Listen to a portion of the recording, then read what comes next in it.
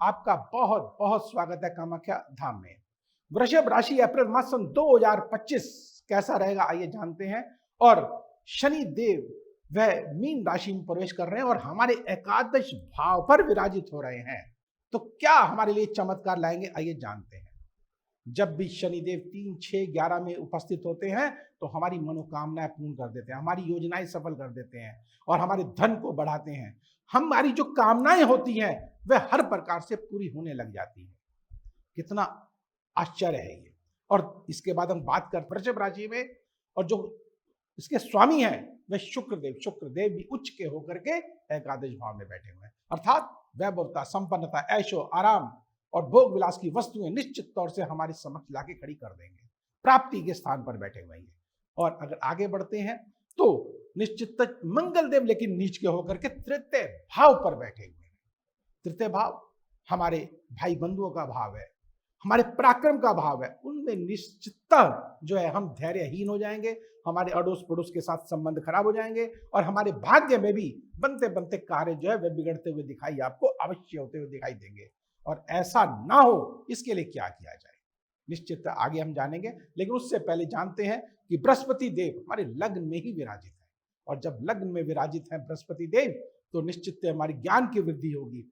और यहां से पंचम दृष्टि से या पंचम भाव को देखेंगे तो शिक्षा से संबंधित जो जातक हैं उनके लिए तो निश्चितता यह बहुत ही उत्तम माह है ये।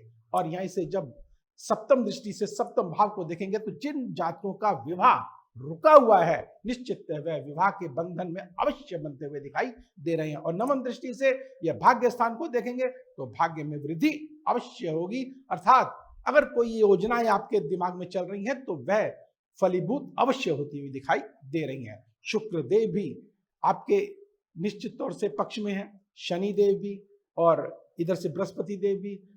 महाशक्तिशाली ग्रह आपके इस माह अर्थात इस वर्ष आपकी कुंडली में बहुत ही सुंदर और उच्चतम स्थितियों पर बैठे हुए हैं, आपको लाभ अवश्य देंगे। लेकिन जहां हम बात करते हैं बुध देव की, बुध देव नीच के होकर के एकादश भाव में बैठे हुए, लेकिन यहां पर ये क्या कहते हैं कि ये इनके इन प्रकरण में आपको बुद्धि भी दूंगा और आपको पैसा भी दूंगा।